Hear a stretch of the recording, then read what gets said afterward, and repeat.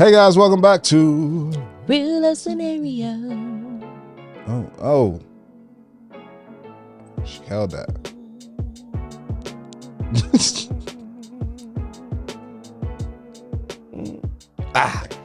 Woo!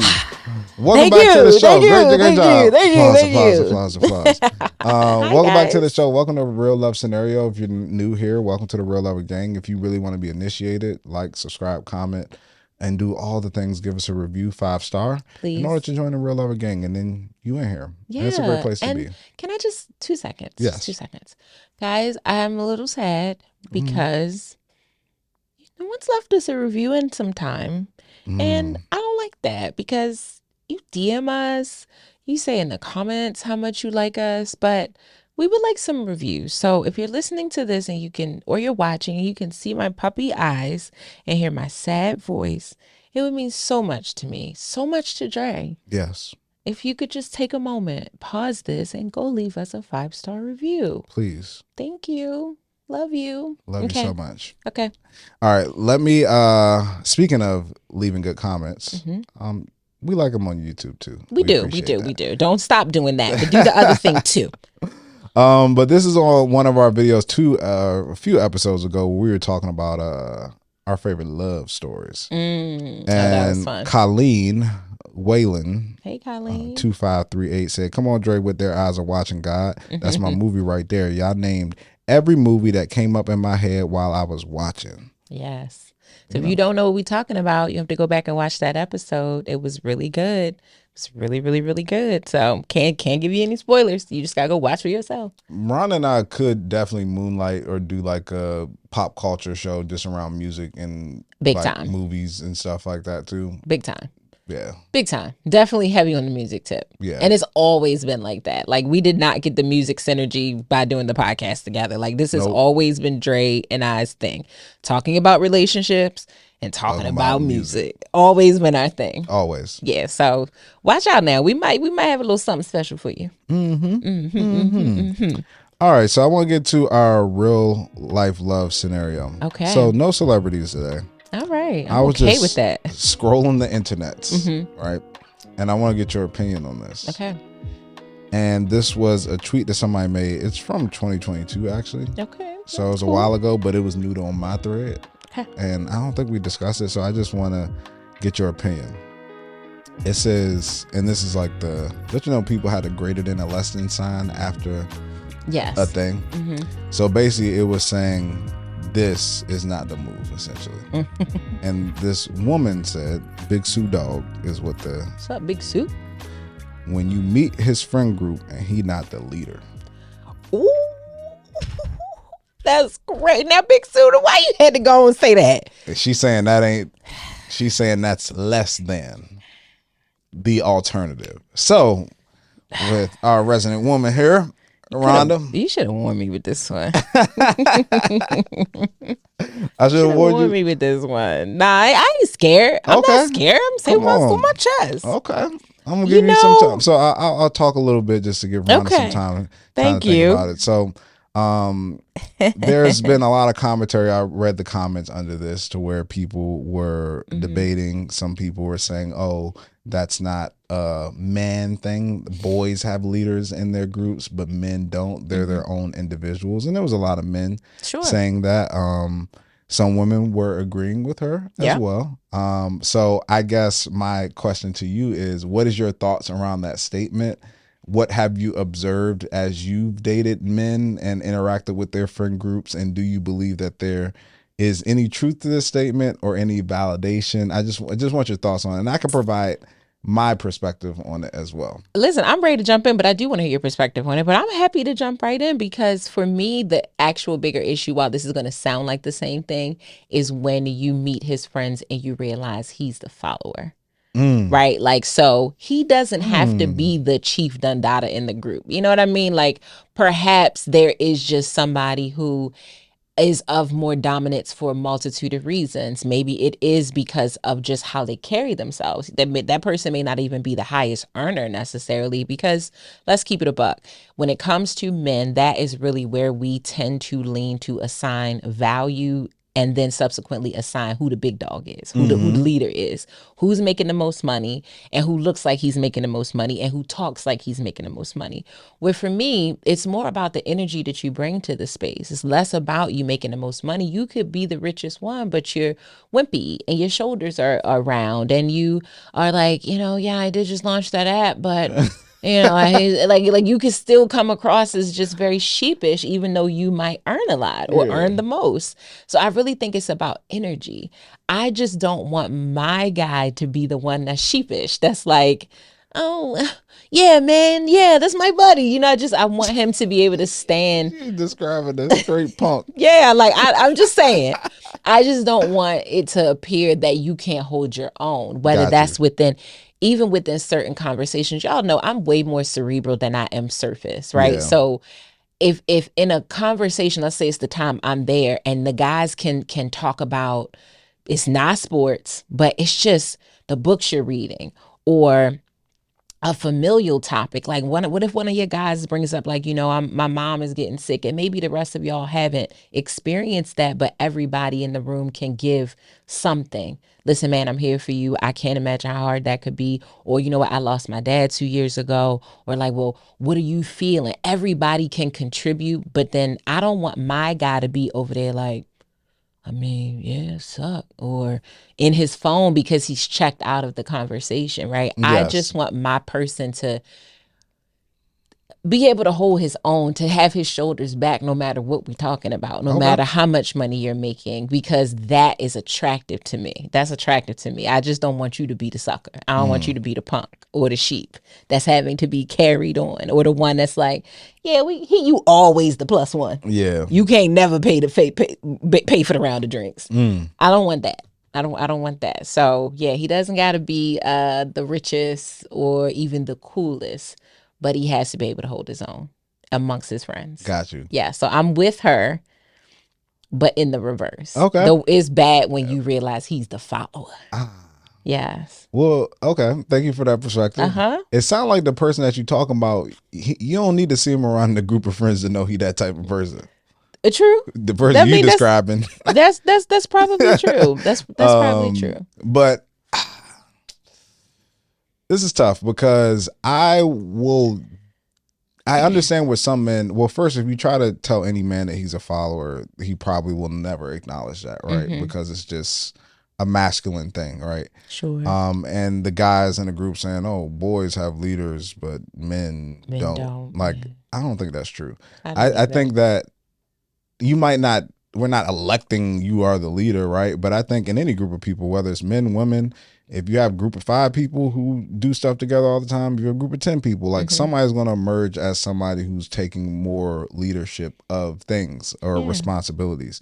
I think in more friend groups, and I think this applies to women too, is that you have somebody who's the organizer. And that could be seen as a leader because that's the person who's initiating, hey, let's go do this. Hey, let's get together. We taking a trip. I'm put this stuff together. Like, so that can be seen as a leader. And I can understand why you will feel like those traits could be, representative or could be transferable to parts in a relationship as well, right? Somebody who takes charge, who takes initiative, who's thoughtful in setting things up. I can understand that. Yeah. I also think you have to take into consideration the friend dynamic and what they do as friends, because let's say they're friends who go out all the time. The person who might lead that charge might be the person with the most connections or, you know, most influence in that space to help get things going. I do think there are roles that kind of groups have, and I think that when the group has great synergy and it works, everybody kind of has their kind of role that they play in there, and it's just like unspoken. It's not like designated. It just kind of like it falls into place and it all works, right? Like, there's times to where I'm single, to where it's like, all right, you are the fly trap. Like you're the one that they'll come over, talk to you, you bring them in, and then this person is more the money, so this person gonna buy the round. After you bring them in, you gonna get us in for free. Like, so it's like everybody is like playing their little. You lead in a department. Yeah, you basically. Exactly. Like you lead in your department, and it all comes together to have the company run smoothly. But when you the one with no department, I don't want you to be the one with no department. You know what's worse than no department? What? Is trying to run a department you can't run. Oh, I don't know if that's worse. Yeah. My coach said the man who don't know what he don't know is a dangerous man. Yeah, you're right. I take that back. You're right. Somebody playing a role that you can't play, you throw off the whole entire vibe of the group. It's true. Because it's like, bro, that's not you. Mm-hmm. Yes. And the only reason I said at first, like, I don't know about that, because it's also bad when, like, we need a hand, but you can't even, we know that you are literally incapable of lending a hand. That's also like, you just wait. You know? So it's like, yes, the guy that's messing up for sure in the role is worse. But the dead weight is also like, we got to cut both of y'all out. Like, everybody's got to, if you can't hold your weight, or you in here trying to hold weight and you can't do that, same. Like, both of them are very problematic. But I agree with you. Mucking up a thing is pretty rough. Because we've had good vibe non-contributors before. Yeah. Right? Yes. To where it's like, you ain't really contributing. But that is your contribution. But yeah, the vibes. Yeah, you bringing the jokes. Yeah. You know what I mean? Like, the energy. The man, you look good, man. Look at you. Outfit. God, you know what I mean? You need that person. You need that person. So that's their department. I guess. Yeah. But yeah, the person who's miscast, or they trying to do something that they can't do, it's just not, like, you throw off everything. Yeah. Makes people uncomfortable sometimes. But I think leader, like I said, it's all about the group dynamics, because you could take one person who would be the leader in one group and then put them in a different group, and then they wouldn't necessarily be that leader, right? Because it's a different element, different type of group, different things that they're into, a different level of playing, a different playing field possibly. Yeah. But I get it. It's kind of about what we had talked about with wanting a man from a 2-parent home. It's about the things that you feel like those things mean, right? And the character traits that you're looking for in a person. So taking that tweet aside and just more thinking about the traits of somebody that you're looking for, I can get that. Like, you're looking for somebody who takes initiative, somebody who is a leader, somebody who ain't a punk and ain't a follower, who has a backbone, who thinks of their own mind, right? They don't just get influenced by whatever somebody want to do if they feel like it don't make sense. So it's like, that's the type of things that you're looking for. So I can get that line of thinking with that. Yes. Like, I think about this particular group of guys, and I could be off, but I think I'm probably right about this dynamic where you think about the leader. So you think about Jay-Z, right? And then what appears to be his core group. Ty, which is his childhood friend. Emery, childhood friend. Tim Weatherspoon, Kelly Rowland's husband. Lenny, who is a photographer, but he plays a significant role in Jay-Z's empires. How, what exactly? All of them do. Guru, his engineer, who also plays a significant role in his empire. But these appear to be like his boys. These are the men that he hangs with when he just grabbing a drink or doing a little partying or taking a trip. These appear to be his guys. My guy doesn't have to be Jay-Z. Yeah. That's cool if he is amazing, awesome. But every single man that I named in there, whether it was by way of working with Jay, like Jay put you in position to win, that's okay. Are you winning though? Like, with what has been given, with the department that you have been handed, are you earning? Are you a man of your word? Are you running shit, for lack of a better term, in that particular space? And from what I can tell, and all of those men that I named, they are. They absolutely are. And you may not think so because they're not the front-facing people, especially when we talk about Emery and Tata. But trust me, those men are not that close to him, and they don't have their own millions. They don't have their own things that they are stewards over. So I'm okay with any of the being with any of those men because they all appear to be leaders in their own right. Yeah, Yeah. it reminds me of LeBron too, with like Rich Paul, Maverick, all them. Yes. But that's why I say the dynamic, because it's like, yeah, to the Jay-Z, you're that, but then I'm sure they have their own little probably group as well, right? Because I'm sure Jay's not available to just have drinks and do stuff all the time. Not So all it's the like time, you yeah. have your own probably little crew too, and in that crew you might be that guy, right? Yeah. So it's like it can change, but I understand the elements, the character traits, what you want. You just don't want no punk, you don't want no person That's all. following, That's you don't all want she's nobody saying. you know, corny. You want somebody that like can hold their own. You can look and be like, yeah, that's my man, that is a man. And you know, I'm gonna stick beside him. Exactly. And I'm gonna stick beside him. That was a great question. Very great question. All right, let's jump into our real love scenario. We hear from a young lady who says that she's been in a relationship for 1 year and an engagement is coming. Love to hear that. While we know we have support from his family and friends, he does not know that we have zero from mine, and I do not know how to tell him. It's disheartening that no one wants me with him, and I know it is due to my last relationship.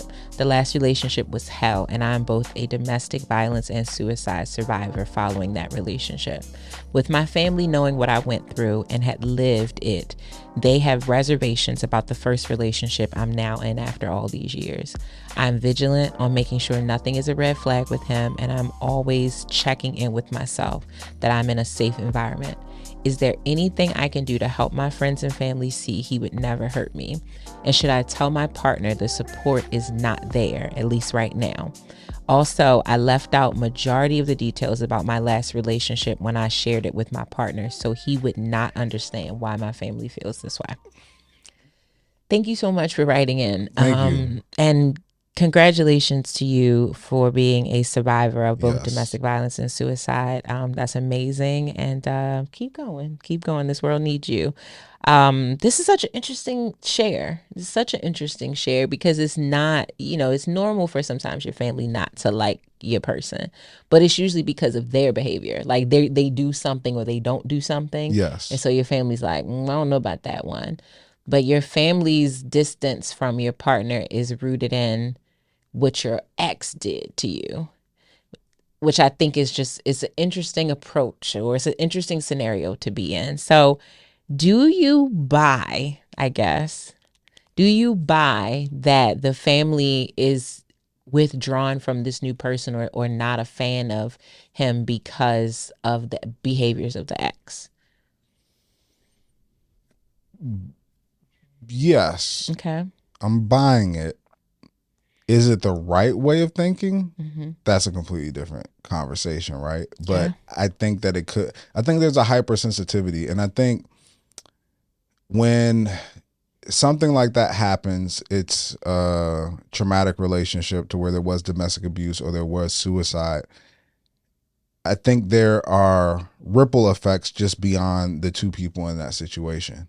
I think you have to acknowledge that depending on what happened, how the family found out, when we had Amber on, like understand that whole situation. There's a hypersensitivity probably on the family side to anybody new that comes into their life. And part of that trauma for them is maybe some of them blaming themselves for not recognizing, not acknowledging, not understanding that this was something that she was going through, because we know people typically hide it and they don't let their family know that they're going through something. So there could be people in her family who are still blaming themselves for not being there and understanding and flagging it sooner. So now there's a hypersensitivity around it. So now they are trying to be more proactive with it versus reactive to it. And it might not be a healthy, proactive approach. Yeah. But you can understand why, right? That could be the case based off of what has happened previously. So I'm buying that it might be because of the past situation. Also, I'll say on the flip side is that I have learned and still continue to learn that if you have people in your life that love you and have demonstrated wisdom over time, that you owe it to them and to yourself that if they tell you something, to really investigate the validity of what they're saying. Mm-hmm. You may still come out and not agree, but I think you owe it to really dig into it, because you know this person loves you, wants the best for you, and like I said, they've shown to be wise over time. Yeah. Because there's possible as well, because you've dealt with it before, that maybe they're seeing something that you're not seeing. Yes. So I think that is a possibility too. Mm-hmm. So I think it's twofold. I think they could have that flashback feeling with the ex, but it could also be something that the new boyfriend is exhibiting. I agree. I think those are two really good perspectives. It's funny though, because when I read this, what jumped out for me is that your family isn't necessarily worried about him. It's not him very specifically, something he's doing or not doing based on how she's describing him.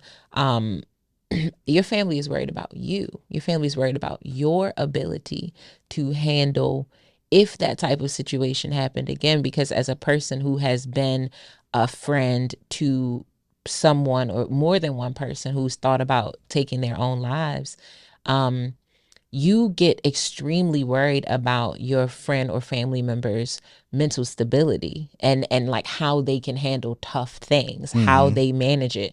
Life can be really, really, really hard, and in most cases, I think life has its times of hard for all of us.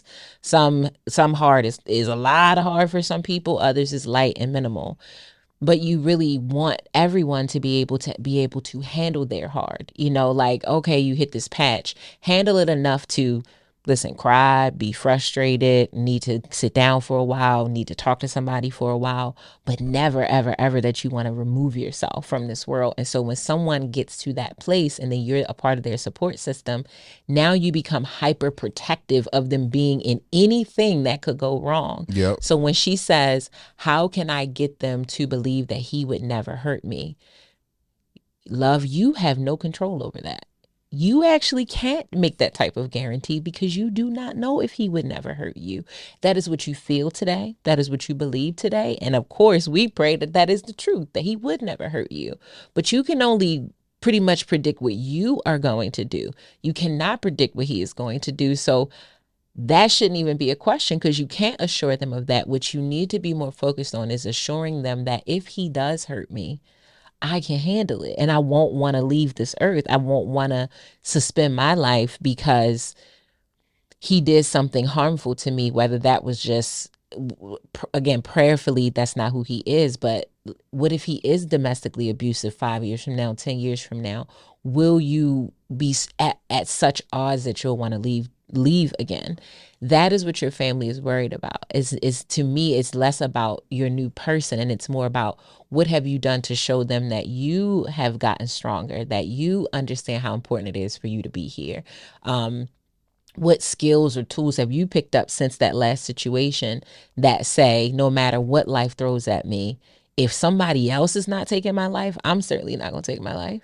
I'm going to roll with these punches. I'm going to pivot. I'm going to do this. I'm going to get this person out of my life and be by myself, and then figure out how to choose better or just move on. You know what I mean? So I really think it's about what she's showing and exposing to her family about her own healing process. And I think that's a major theme with this as well, is showing and exposing. Yeah. Because you, I like we said with talking, having conversations about this before, a lot of people aren't forthcoming with what they're really going through when they're in those situations.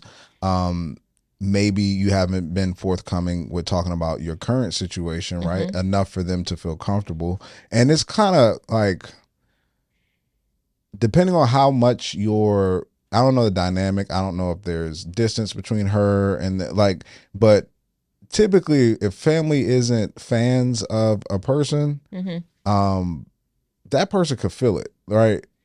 Especially, you say you've been together for a year, engagement coming. So either they aren't like close physically or in person with the family or something, because from a lot of situations that I've heard and interacted, if like a family is not on board, like she said, not on board at all with the person, like that person can feel that. But I think the words you sharing and exposing is so important, because I thought it was a little alarming that you said majority of what you dealt with you haven't talked to even him about. Yeah. Right? It's like you went through something traumatic that almost led to you wanting to take your own life. Yeah. Although you might feel that you're in a good place now, there are so many things that happen over a course of a relationship that can trigger you and, you know, bring up things that you didn't even know was there. And if somebody's going to be your person, your emergency contact, your, you know, primary person that's caring for you, if something goes wrong, you need to equip them with the knowledge of the different things that have happened to you so that they can be there for you. It's like if somebody is like allergic to something and you date them for a year, you tell them you're allergic to peanut butter, and then you start having a seizure, you need an EpiPen, but you never told them you was allergic and that you have an EpiPen. Yeah. They're going to be sitting there like freaking the heck out and not knowing what to do. And it could be more detrimental in that situation because you just didn't acknowledge that this was something that you had trouble with or that you was dealing with.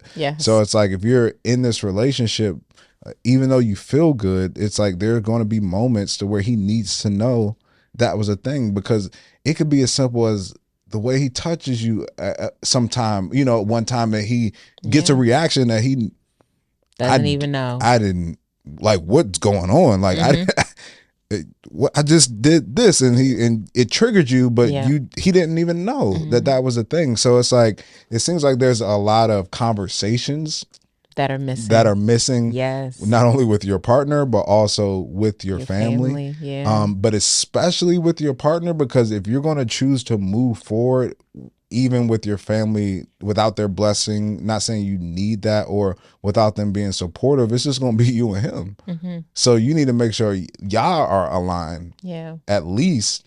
And then you sit down and have that conversation with your family too. Because most of the time they're just worried about you. Yeah. They care about you. They love you. That's all it is.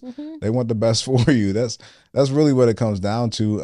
And if they get an indication that you're cared for and that you're fine, I think that will give them peace. Right. So it's like, there's just a lot of conversation. A lot of conversation. And I think you're kind of taking the opportunity from your partner to maybe even help you get through this with your family. You know, he may have some thoughts or some suggestions, or like, oh, well, now that I know that like they feel this way because you were in such a difficult situation, like maybe I can do this, this, and this.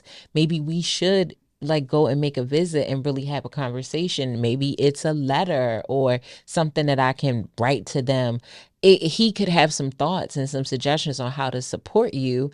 And I can probably guess, you know, and bet, because domestic violence can be so, it can yield so much shame for the victim, for the person who was in the situation. Like they were the one being harmed, but they are almost embarrassed for people to know this about them, scared to talk about it sometimes, or even the choice to think about taking your own life. That you might feel ashamed.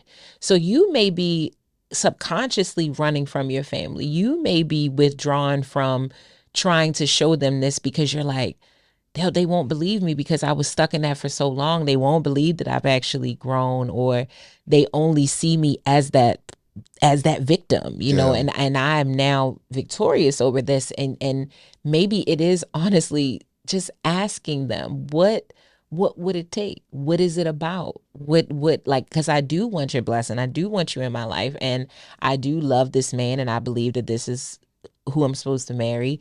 What would it take for you to even just be open to meeting him or having a relationship with him? Because that's important to me. Ask people what they need in order to be there for you or to give you what you're looking for. Because guessing what they want sometimes can take forever and years, and you could be super duper wrong about what they need in order to support you in this situation. So I agree with you that it's a lot of conversations that are missing here. The one with your partner, but also with whomever these family members are that are kind of like, no, we don't want nothing to do with that. Maybe you are even, again, without intention, like hiding him. Maybe you are actually doing that. Like Dre said, in general, we only make assessments about your partner based on things that you tell us. because we don't see them or spend as much time with them as you do. Now, granted, I might see them and be like, nah, didn't like that, didn't feel it. But a lot of that comes from you. So are you exposing how amazing he is?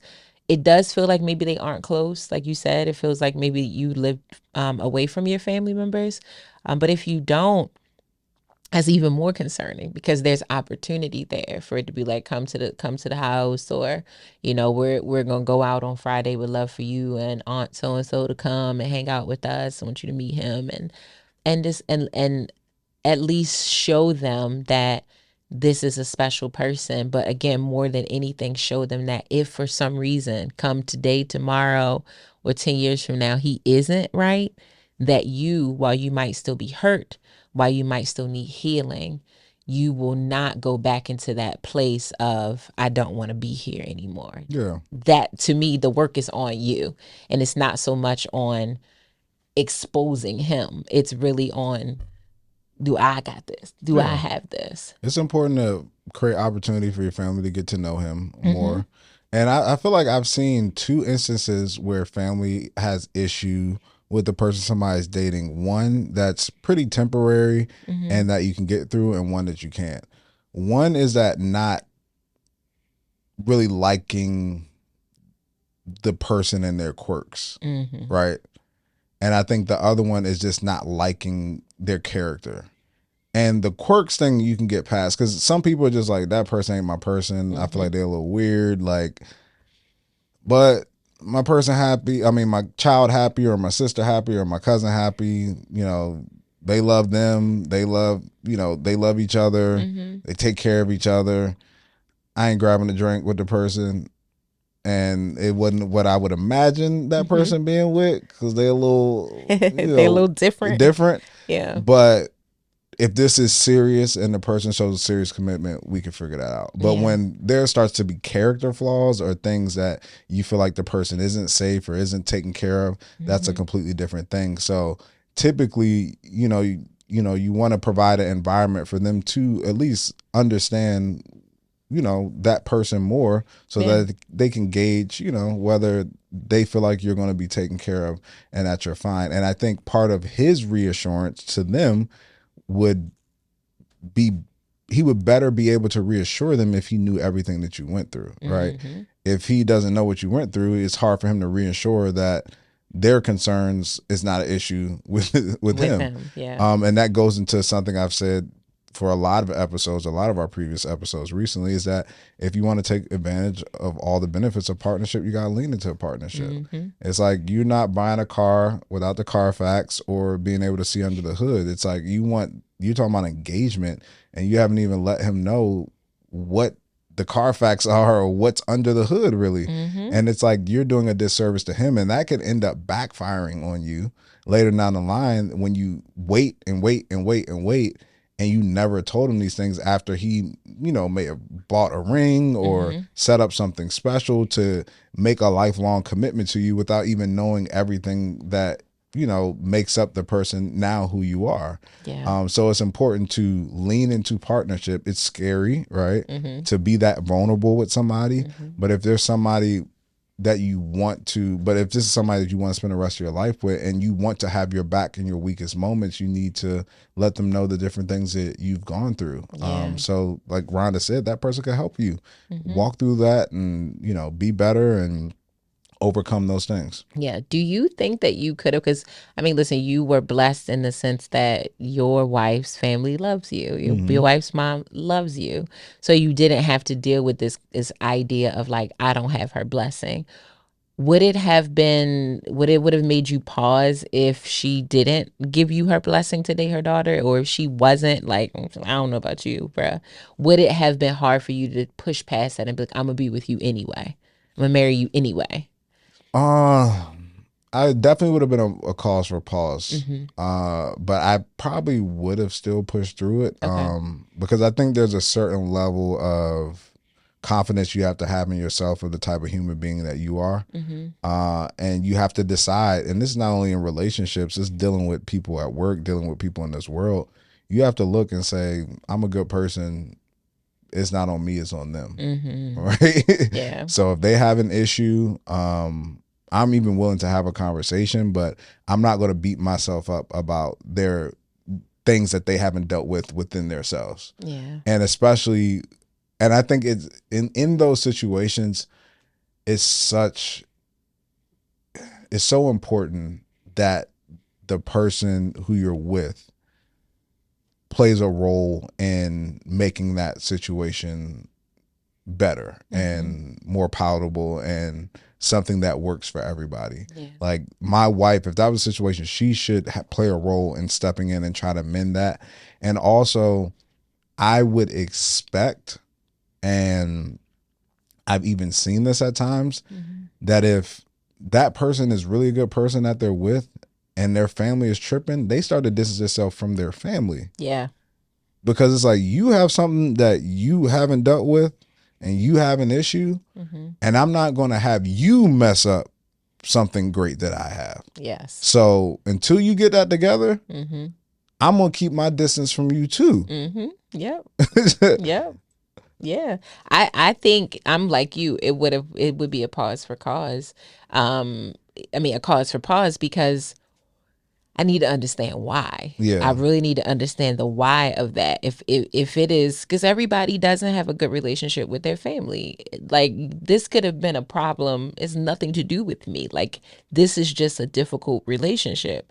And so naturally, if they already aren't really interested in being in relationship with you, or y'all's relationship is contentious, then any extension of you is probably going to be problematic for them, or could bring drama to that person because y'all bicker all the time, or they were maybe abusive to you in your childhood and it's just always been like weird. Like, I just started getting into Reasonable Doubt, and the sad part is this: I've been so busy that I'm probably gonna have to rewatch so much because it's been on, but I haven't been able to like focus on it. But one thing that I did, because I'm like at the beginning, I don't know if you watched the show, but it's clear that the main character and her mother have a relationship, but it is not like really, really good. In fact, the mom has a better relationship with her son-in-law than her own child. But imagine that type of situation where my mother likes my husband seemingly more than she likes me. My husband has to be sensitive to that. While he's the liked one in the situation where he like, your mom is great, like she's amazing. You can't imagine what that makes me feel like, though, when I came from her. Like, I've been her child long before you were my husband. And so that's complicated. You want your person, if they're going to be spending the rest of their life with you, to really know all of those things, because all of those things are part of your story. All of those things are part of you.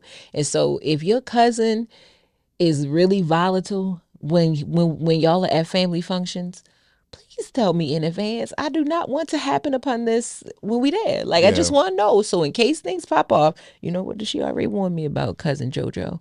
Cousin JoJo drink too much of that, and he get to fighting at the party. So when I see, especially if you my girl and I'm the man in this situation, I'm keeping my eye on cousin JoJo, because JoJo done had one drink, two drink. Baby, we should probably run.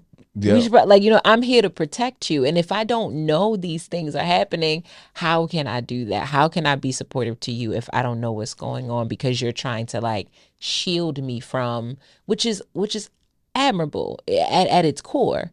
But it's also harmful when you're trying to cover my eyes but have me walk into something blind, and that's not fair.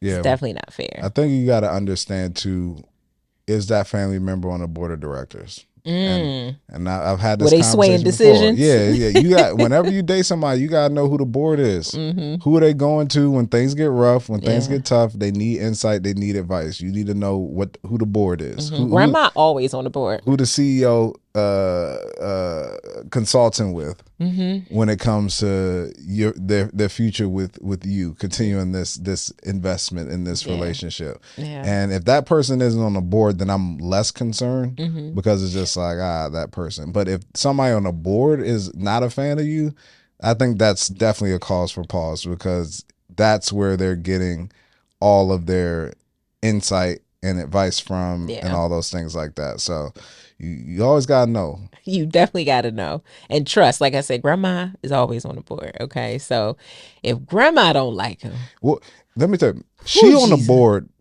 but you don't. It's not even like your choice. Her opinion, she gonna let you know. Don't matter. Her opinion Don't matter. regardless of if it's asked for or not.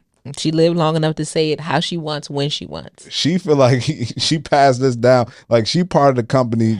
She the chairman. Like, yeah, she the matriarch. Yeah, I mean, she it the matriarch, just so- is what it is. Especially if we talking like, again, a good grandma. Yeah, grandma's on the board, and grandma's decision and thought, because grandma also will absolutely convince you. We talk about, black grandmamas here. Black grandmamas will definitely convince you that her and Jesus like this, best friends. So it ain't really my thought. God told me that he's not the one. God said that something's off about that boy. grandmas are prophetic. Yeah, In their mind. in their mind, In their mind. in their mind, I because it's ain't not never always met- true. When my grandmother, rest in peace. Yes. It ain't never been a movie, a child that was born that she didn't know the sex of already. A movie that the ending happened in a way that she didn't think it was gonna happen. Right? It's like Grandma already knew. Oh, I know what's about to happen. I knew that was She gonna kill him, and then they gonna go down to that road in the beginning. Watch what I tell you. Watch what I I knew tell it you. was a girl. I knew it was a girl the whole time. I could tell, like, by the way she was carrying. The way she was carrying them ankles swelled up right around that 10-week mark. That's a girl. They prophetic, no. And then I prayed. God put it to me in a dream, and I knew that you was having a girl. So grandma knows. If grandma say that man ain't, you might want to listen. And you gotta know some of her advice is gonna be a bit of her era. Whatever era your grandmother from is gonna be in some of that advice too. So you just gotta. she gonna have an antidote, because when I met your grandfather,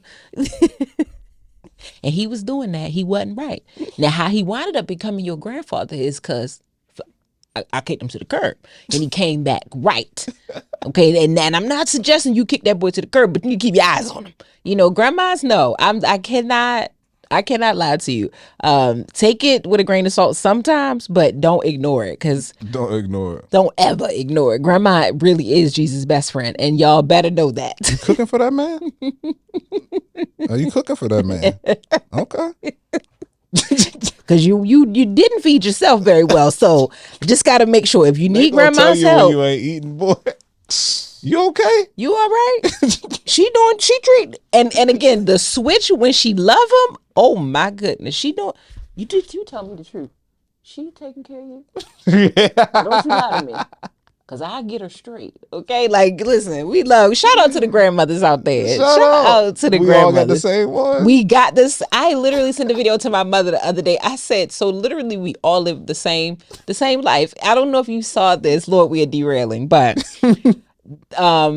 it was a skit, and he was being a black mom in church, and he listening to the singing. He's singing.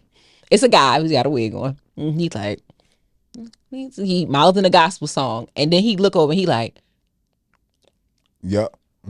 mouthing some direction to Yep. to you in church, because you in there acting up. And it's like, okay, back to the song, back to the song. Hey, being all nice to all the church members, but every time the attention is on you, then in service she mouths, she gonna whip your ass when y'all get home. Yep. We all had the same mama. We all had the same exact experience. I love that. But in all seriousness, I just think this comes down to communication. Yes. This all comes down to communication. Open yourself up. If it's shame, if it's fear, because fear can be so crippling. If it's any of those things, the fear of what your partner will say when you tell him that you survived these situations, the fear of what your family will do if you actually bring him around them. You've got to figure out a way, doing more self-work, praying. I don't know if you're a spiritual person, if you're in therapy, if that's a part of your process of healing, but use whatever sources are available to you to get that gumption, that courage, and releasing that fear to just open up the lines of communication so that there are as few bumps in the road as possible as you look towards marriage, because that's what you said is happening. For sure. Yeah. So we hope we're able to help you. Keep us posted, please. We want you to get engaged and married, For and your sure. family to like him. Okay, we rooting for you, firing on all cylinders. All right. If you want to write in, you have a scenario you want our assistance with, or you want us to just tell more grandma black family jokes, you know where to find us. RelationshipRestored.com. Click the contact button and write into the show. Also follow us on social media. I'm at Ronnie Cakes. It's Dre Smith. And at Relationship Restored. See you next time. See ya.